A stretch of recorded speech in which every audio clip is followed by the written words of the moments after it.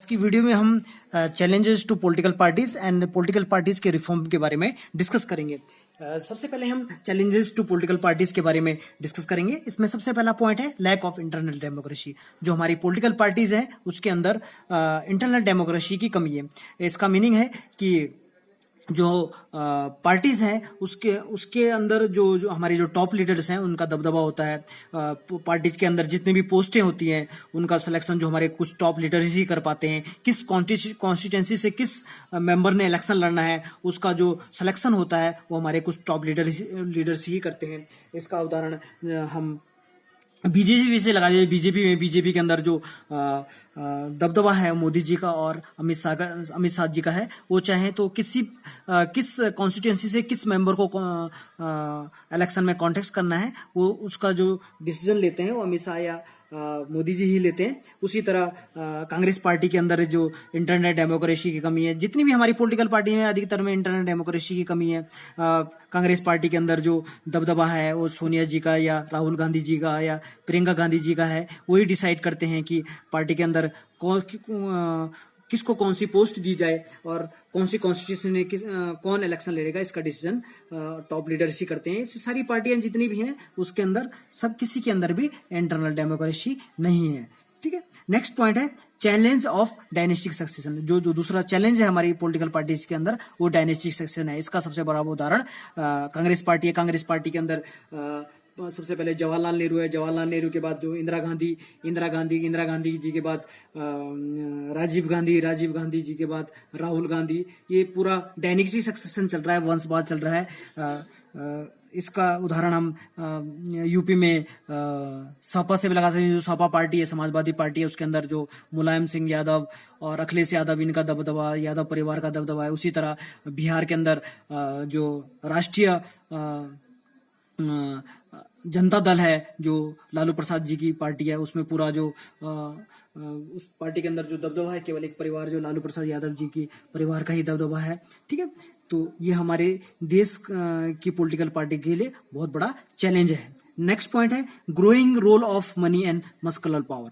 ठीक है, हर पार्टी क्या है चुनाव जीतना चाहती है। चुनाव जीतने के लिए वो क्या करती है, ऐसे व्यक्ति को टिकट देती है जो इसके पास पैसा हो, क्योंकि फंड की जरूरत पड़ती है चुनाव लड़ने के लिए।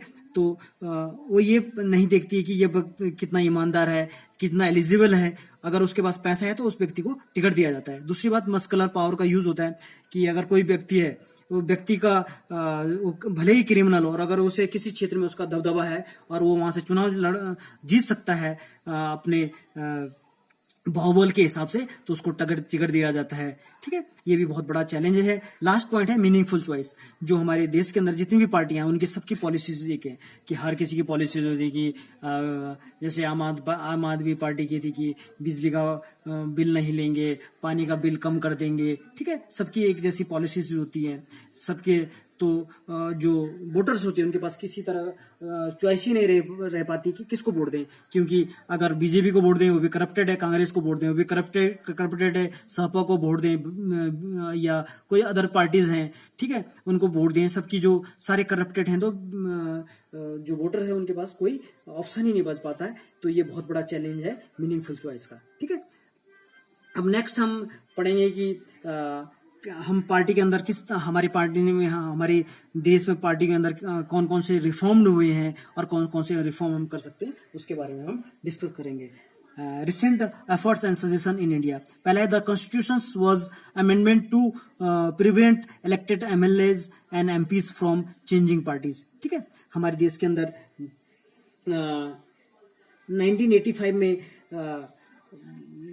1985 में 52वां संविधान संशोधन हुआ, कॉन्स्टिट्यूशन अमेंडमेंट्स हुआ। उसके अकॉर्डिंग कोई भी जो एमएलए है, जो एमपीज है, वो अपनी पार्टी चेंज नहीं कर सकता, क्योंकि पहले जो बहुत ज्यादा करप्शन होता था इसके कारण जो पार्टी के मेंबरों को खरीदा जाता था, जो एमएलए जो एमपीज होते थे उनको खरीदा जाता था।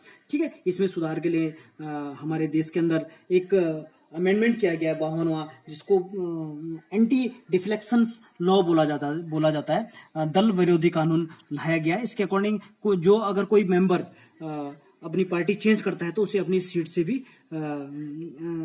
अपनी सीट को भी छोड़ना पड़ेगा, अपनी सीट से इस्तीफा देना पड़ेगा। ये इसलिए लाया गया है क्योंकि आज से पहले हमारे देश के अंदर इससे बहुत ज़्यादा करप्शन होता था। इसका सबसे बड़ा उदाहरण हरियाणा है। हरियाणा के अंदर 1967 में कांग्रेस पार्टी के थे गयालाल जी। तो गयालाल जी ने एक दिन में कम से कम 3 बार पार्टी चेंज की। वो कांग्रेस पार्टी के थे और ये जो थे पलवल जिले के हसनपुर विधानसभा क्षेत्र से कांग्रेस के उम्मीदवार थे। वहां से इन्होंने वहां से विधायक थे, वहां से इन्होंने जीत के आए थे और इन्होंने कांग्रेस एक दिन में कम से कम 3 बार पार्टी चेंज की थी। उस समय से एक किस्सा बनाया गया, आयालाल और गयालाल। ठीक है, तो हरियाणा के अंदर बहुत ज्यादा हुआ। ये हरियाणा के अंदर सबसे ज्यादा होता था, जो पार्टियां बदली जाती थी, जो मेंबर है बहुत ज्यादा पार्टियां बदलते थे।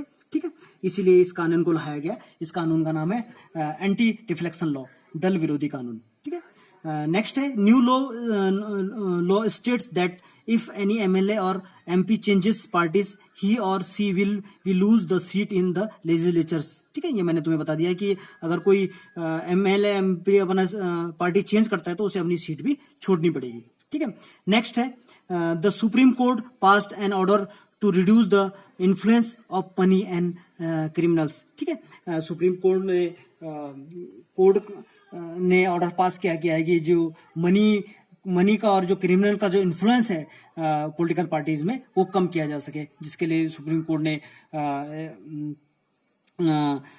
जो हमारी इलेक्शन कमीशन है उसने बोला है कि जो बड़े राज्य हैं उसके अंदर जो चुनाव के अंदर जो खर्चा होना चाहिए वो 40 लाख से ऊपर नहीं होना चाहिए और छोटे राज्यों में 22 लाख से ऊपर नहीं होना चाहिए। ठीक है, नेक्स्ट पॉइंट है the elections commission passed an order making it necessary for political parties to hold their organizational elections and file